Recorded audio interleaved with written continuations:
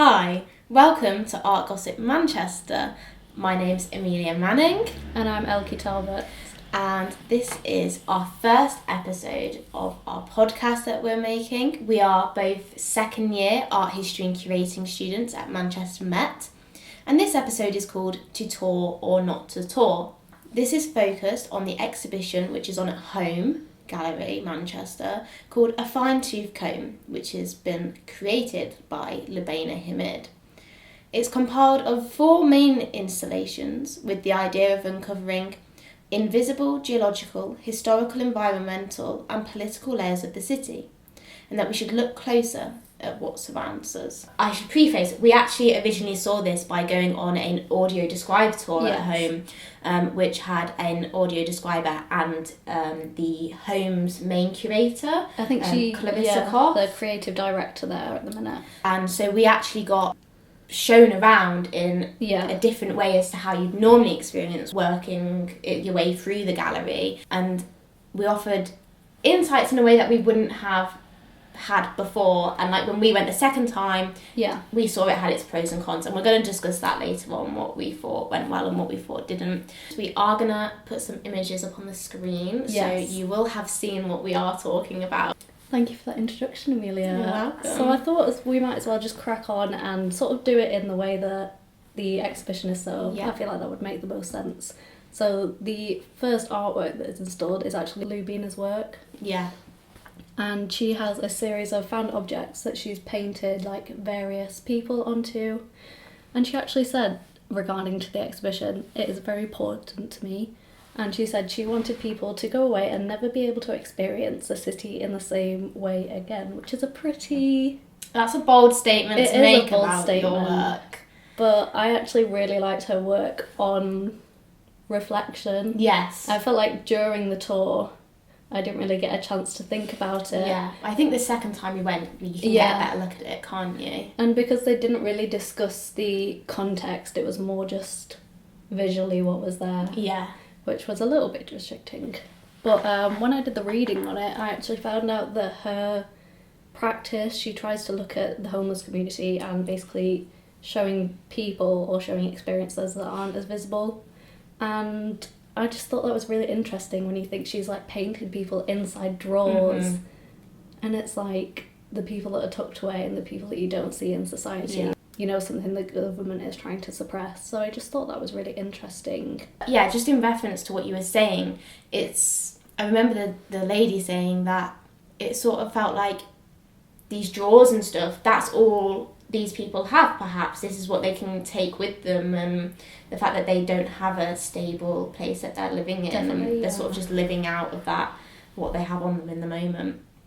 But yeah, I was reading that and I thought, back into relation to what she said, it does actually carry a little weight, because it's like, I'm going to see an abandoned piece of furniture on the street now and I'm going to be bawling because there's a person there that now doesn't have a home and they've not got any furniture. And I thought it was really interesting how they chose to display it as well, because the drawers were just like attached to the wall. Yeah.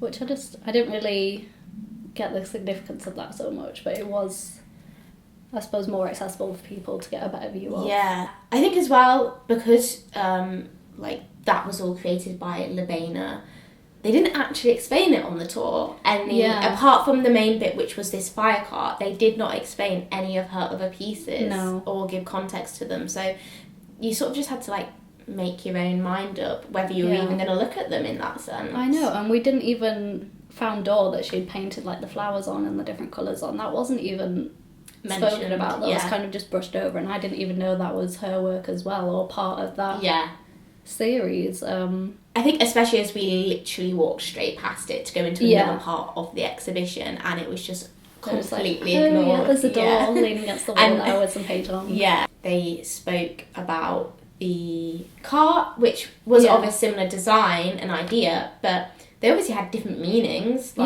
It wasn't like the other two, which were like a cart which you could carry things in and a drawer which you put things in. I mean, one's a door, so... Yeah, and I thought out of the series, I think the drawers are probably my favourite. Yes, with the faces of the artworks that she put in.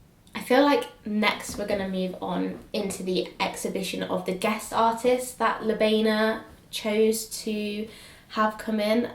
She said, and this you can read on Home's website, that each of these artists are people she's been working with for quite a long time, and she chose to bring them in because they all have similar themes of like connecting through the city, and such, that she just wanted to bring them to one and have them all showcased together. Yeah, the website did say as well their kind of ethos at Home is very reinforced on collaboration and working on artists creating new pieces instead of doing like retrospective work, which I thought was quite nice and is a bit of a change. It's nice to see people actually creating work Specific art, the exhibition. Yeah, they've got quite a good ethos, I think, at Home. And they tend to stick with the kind of environmental, political kind of importance on the series, which I really enjoy.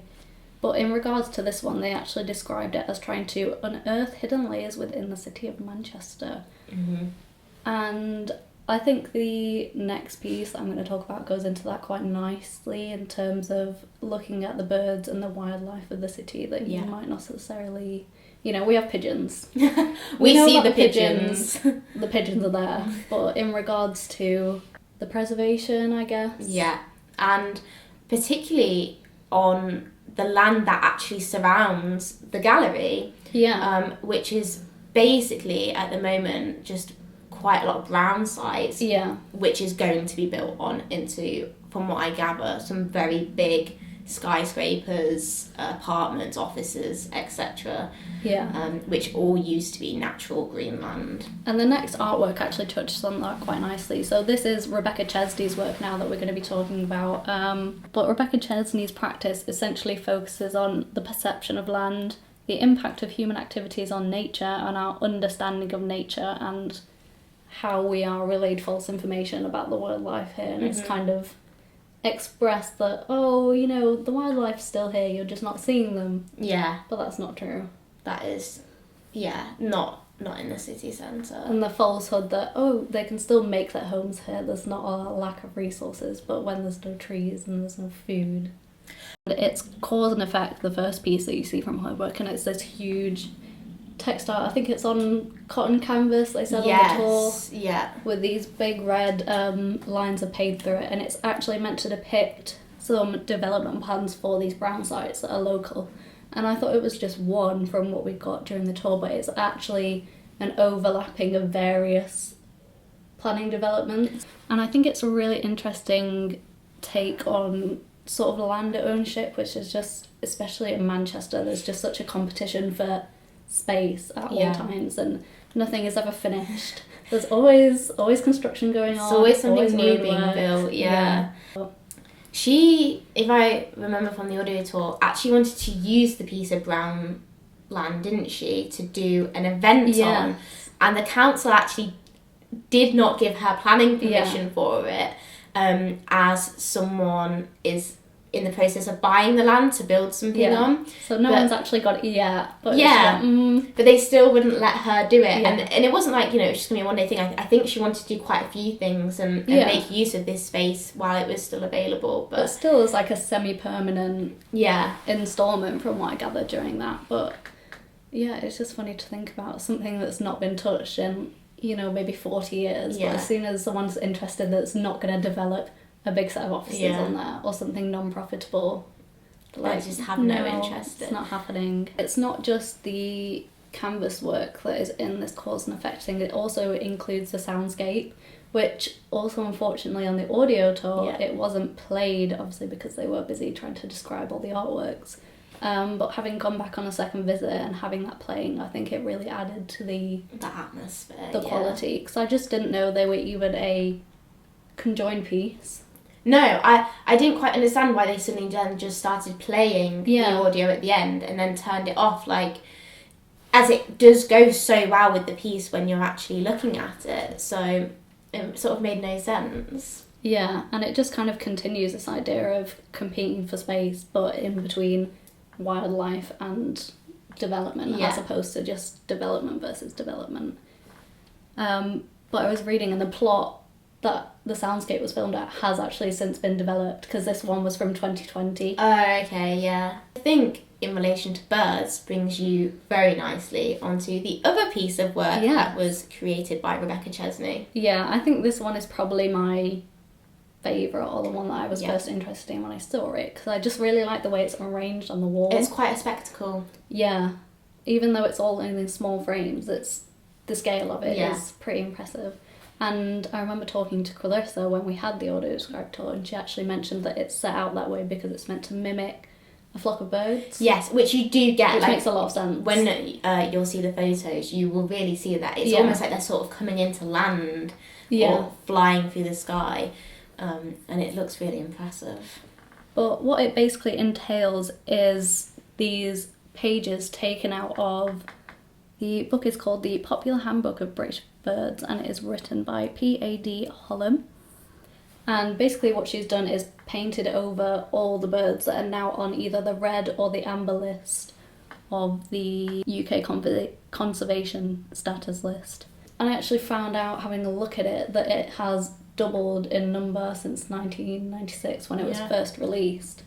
And it's at its highest ever, that red list, which is a real shame. And the birds that were chosen were all the ones that actually used to be in Manchester. Yeah. And essentially, it seems like majority of them are no longer there. You can no longer see them, particularly obviously in the city where we live. Absolutely, yeah. And there is not a lot of parkland. You're not going to see them. No, but I really did like the way it was displayed and how it does kind of create the sense of scale, just to have them all up on the wall against the birds that are not endangered, because there wasn't a clear, like, there's more that are still here and there's more that are... Yeah, I thought it was a pretty even split just from looking at it all together. And it sort of remained a mystery because of the birds themselves were completely blacked out. She'd painted over them. Yeah, in like this black paint, essentially. So you had no idea what those birds were or what should have been there. So it's sort of that idea that you'll never know. Yeah, it's just gone. Yeah. There's no record of it because people don't care about the wildlife in the city, because the, priority is still urbanisation and will be continuously. There's just no place for these animals in the city anymore. Yeah, I just think it really effectively puts into perspective the scale of it nicely. It takes up, for reference, when you walk into the gallery, it takes up the whole of the back wall. So it's the windows are on one side, and opposite them is the wall where the pictures of all the birds are. Yeah. But on the other hand, the illustrations are really beautiful, and I think the book choice is really nice. And it kind of stays with this ongoing theme of found objects. Yes. That she's just taken this. It's not a book she's authored. It's not her book at all. She has literally just taken it apart for this exhibition. Yeah, and I think the spine of it is on the left side. They've got that framed as well, which is really nice. I'm going to be talking about sort of the next piece along, which takes up, I say the back wall. There is an interactive piece which is completely at the back, but they've sort of built in like a faux wall, which curves round, and that follows the theme of my piece of work. So mine is called Surge, and it's by Tracy Hill, whose work tends to focus on the relationship between human beliefs and customs. She likes to use a mix of like traditionally hand-created images, and then in the way of developing those through digital technologies, and you sort of see how they come together through her work. This piece is like sort of the last piece of artwork you see before you move into the next section. And basically it's like sound waves which have been put onto the wall through the use of charcoal and silicon carbide. How it's done is she got someone who is a water dowser, and they went under Manchester, for those of you who don't know, has a massive series of tunnels running underneath it, particularly in Stockport. And basically, she went with this water dowser into these tunnels. For those of you who don't know, a water dowser is someone who has two metal poles, and they cross apparently when they come over water. The only place I've ever seen it be done is on Jeremy Clarkson's farm show. So randomly, never heard of it before then, and then I saw it, and then so I knew what they were talking about. And it's something to do with the energy of the water source. Yeah, I thought it was like a magnetic force. type thing. I just thought it was so interesting listening to them talk about the process of how it was made and like the amount of stages she's had to go through to get this onto the wall. Yeah. They translated, the sounds into matic images using lithography, which basically is a process. You get a piece of paper and there's sort of a stone on this machine, and then you put like water and ink down to make a sort of greasy liquid.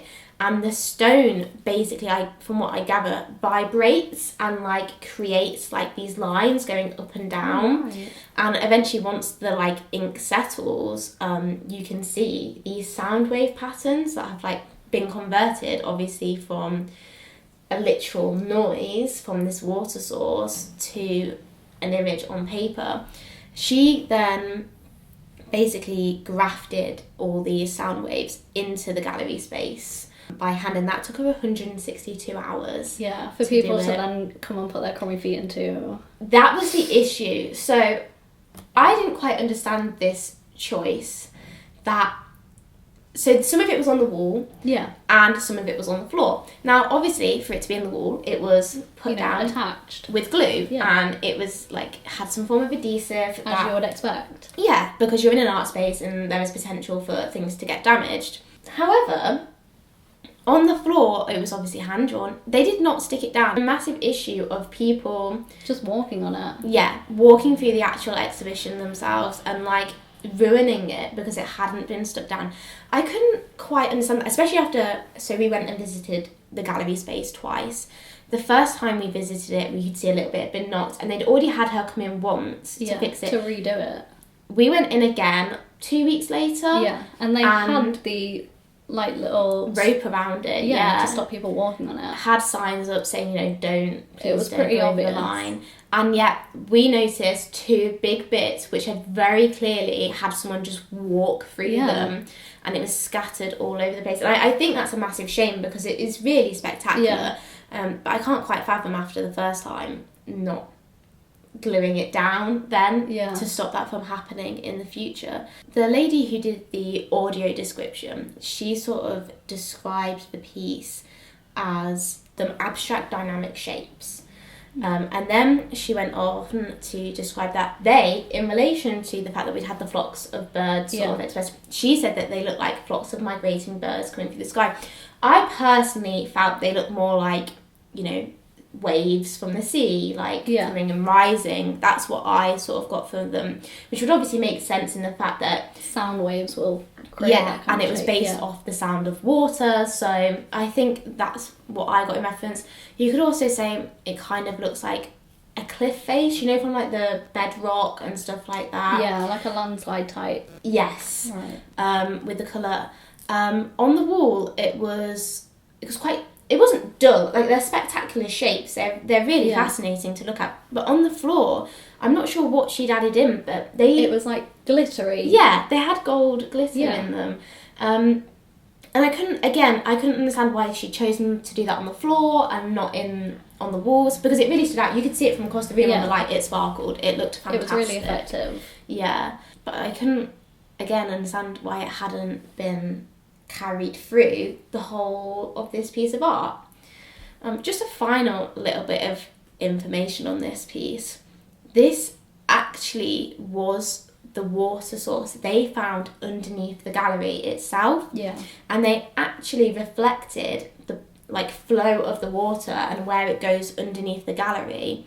For the curve of the wall. Through the curve of the wall, and where it goes across the floor is actually the real flow of water that is like hundreds of meters below the bedrock itself.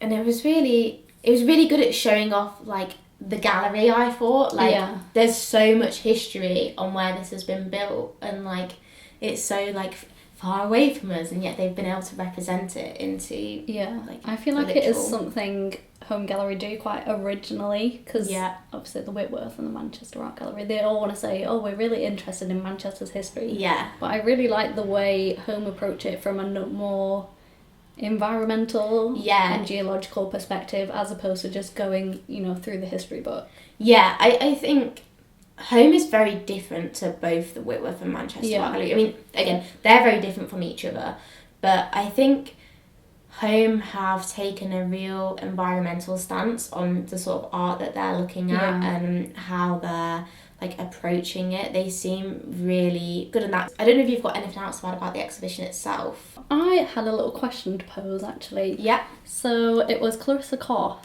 something she said on the she said on the website that their focus for this was to explore the artist's converging and diverging practices.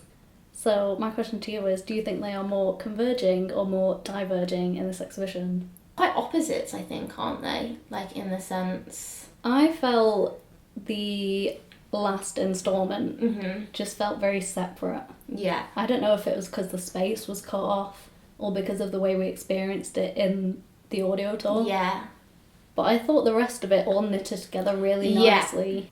That last bit didn't...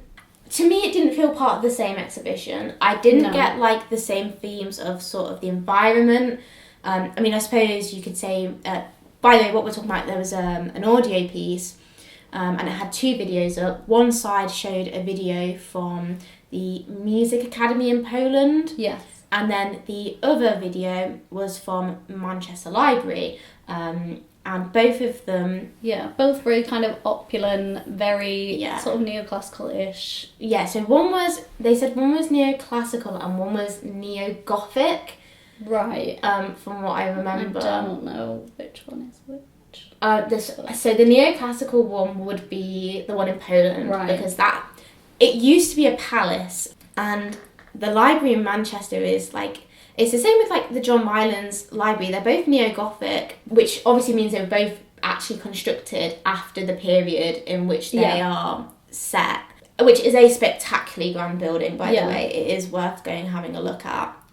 It just felt, especially with it being inside these very, opulent, very fancy buildings, it just felt very disconnected from the rest of it, which was very much based, in an outdoor setting in Manchester, in the geological sense. And so the artist who did that, she was actually Polish herself, and Labena, said, can you sort of, I don't know if it was to represent like the two cities and how they intertwine.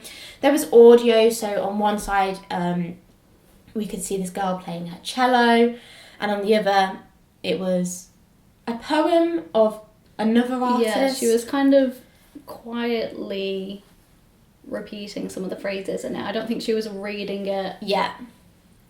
And the video sort of showed her going around the library, sort of opening the pages. I think the idea was her like capturing the sound in somewhere which essentially should be quite a quiet place, and how people react to being in an environment where you're told you need to be quiet. So I guess that was like, it's environmental as in how people react to being in a certain environment, but it didn't actually have like what I think we'd consider an environment piece of art to be about. Yeah, not in the sense of the other three. That was Magda Storska. Yeah. By the way, guys, sorry. Don't want to leave that one out. Yeah, apologies for that. Again, we'll show some images that we took of this part of the exhibition. But yeah, I just feel like the sense of that piece was really lost in the audio tour, especially, again, with the lack of sound, and then just kind of going around and switching it on. All the speakers on one at a time, and then because of that, I think the sound was slightly out of sync to what it should have been, which, can't be helped. Also, the audio descriptor started talking over the video, which I do understand. She'd spent time explaining the videos beforehand because they're just in a continuous loop going round. But it would have been nice to just experience the audio and be I found immersed it in it. Slightly overwhelming having to listen to both these two different sounds of the cello playing. And because it's on both sides of the wall, you're just kind of trying to look between them. And then having someone then start talking over it, saying something completely different, was a challenge. For me, personally, I didn't particularly enjoy that. Having said that, I did actually enjoy the way that they'd gone through the effort of presenting it so nicely, because you find a lot of the time people who have made, video work and soundscapes for the exhibition, they'll just be like, here's a little TV on the wall, here's a pair of headphones. Do it yourself. But to make that like a whole experience, I think was really ambitious for, what is a relatively small gallery for them to go through that effort. Home itself, actually, it has one main gallery space, and then it's got a theatre in it, and the 2 upstairs corridors where you can come in and out of the theatre have just some walls which have some other people's art on as well. So it really is a small place for them to have, like, a very multifunctional space, essentially. And every few months, you know, they change the exhibition around. So it's very focused. And I know when we've met Clarissa before, and she said, you know, they've got like 2 years ahead worth of what is going to be in this gallery space. So it's so thought out. It's quite interesting just to know that, like, in 2 years' time, we already know what's going to be there. Yeah, like, and everyone's already, you know, I know things are made massively in advance anyway, but the fact that that's probably already been in the works for a good few years as well. I do really appreciate the thought that goes into, you know, making that space worthwhile, because it's not massive. Yeah. And it can only be a single exhibition in there. I think it was really beneficial actually getting to go and see this tour from a different perspective of having this, like, audio guide there. We also had the curator from home, Clarissa, she was there herself. So you also got, like, a very detailed description, and then you got sort of the actual context to the piece was given to you at the same time. I think you actually got more info that way than just walking around yourself. Yeah. In a sense. On the other hand, because you were going around with the group, you couldn't read the signs. There wasn't sort of that opportunity. No, there wasn't really a chance to. I read a bit of the, you know, main wall text while we were waiting, and everyone was kind of getting settled in. Yeah, same.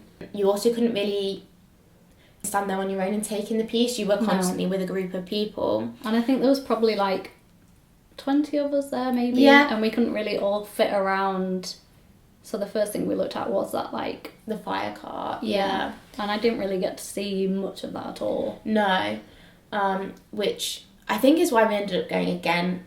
Just so we could sort of take it in our own time and our own pace, and sort of not have that constant communication that we're sort of keeping up of having to listen between these two people. We have time to produce our own thoughts and feelings about what was going on. The only other thing I have to say, which was something we sort of brought up after watching it, we didn't know whether that was the first time they'd had an opportunity to do this audio describe tour, because there was a bit of speaking over each other. Yeah, a bit of miscommunication maybe between the two.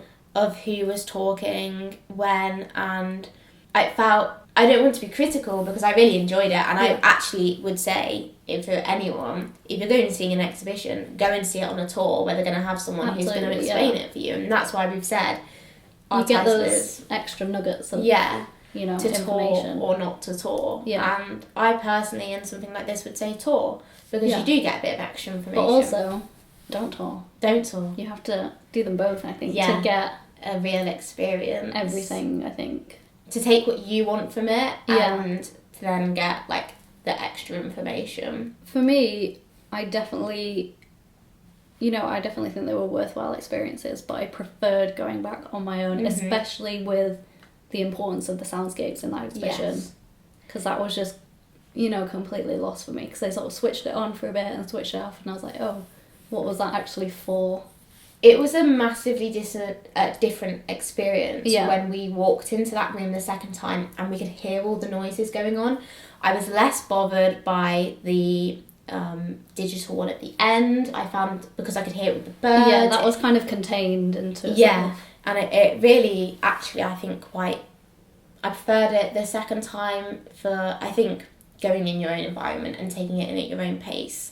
Yeah, I did actually do a bit of reading on that, and it said it's called a dawn chorus apparently, but it kind of meshes that sort of city noise, the traffic and everything with these bird songs, which I thought was quite lovely. Which you probably don't hear that often if you're living in a city. The pigeons don't sing. The pigeons not that I know of anyway. No, they make some noises, but I've not heard them singing. They're not giving that nice, like, blackbirds, wrens, song thrush, and robins. They said they got on that recording. Yeah. No pigeons. I think I come from somewhere at home as well where I get woken up every morning to the birds singing.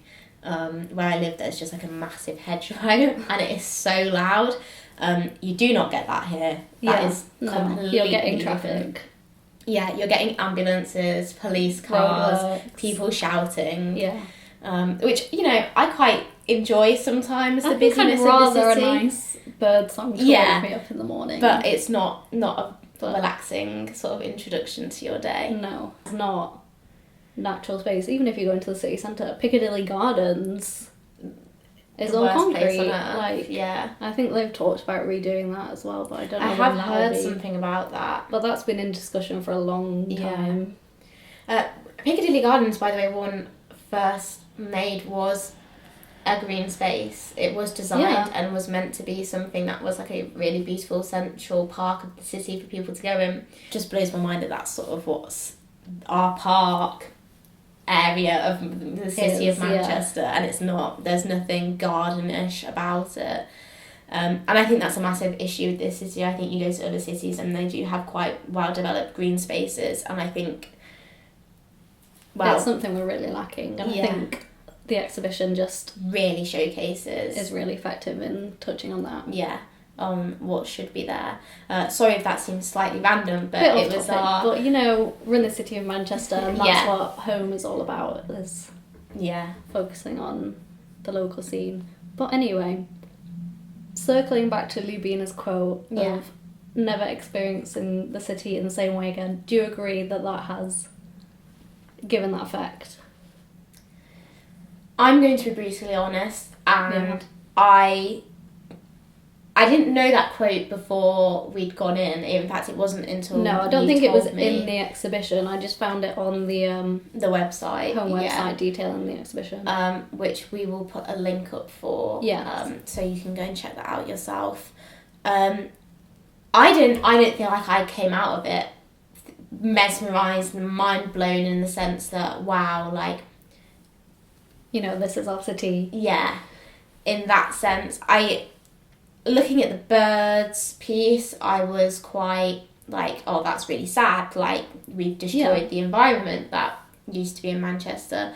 But you're living in a city. I think you know what Manchester's like. I'm not. You're familiar with it already. Yeah, I think definitely whilst I was reading up and whilst I was kind of thinking about what it was like looking at everything, there was definitely that effect of, wow, this is, you know, what's going on in the city we're living in, but it's not, I feel quite the issues we're talking about. Yeah. To these Accustomed issues. to it. Yeah, I just expect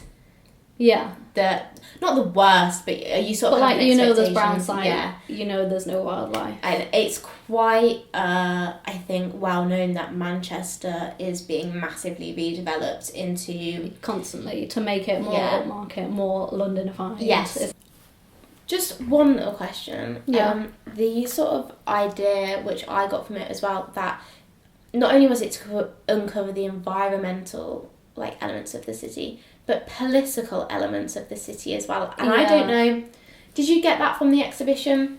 When I read that online, I was kind of like, where does that fit into the exhibition? But then I did feel it a bit with Rebecca Chesney's textile piece, because she's talking about ownership and competition for land. But other than that, I didn't feel like it was as connected as the other themes they were focusing on. Yeah, I feel like maybe it's like in a wide idea, perhaps it's political with the idea of it's our government who have gotten rid of, who are selling away our land, who are causing this, etc. But I didn't necessarily feel like all of it was political. Like, I didn't feel like the piece of art I focused on by Tracy Hill was political. No. But that's personal because that's just the land and how the landscape works, essentially. Yeah, I suppose, you know, environmental territory is a political issue, but I don't feel like it was something that was present in the exhibition necessarily, which I didn't mind.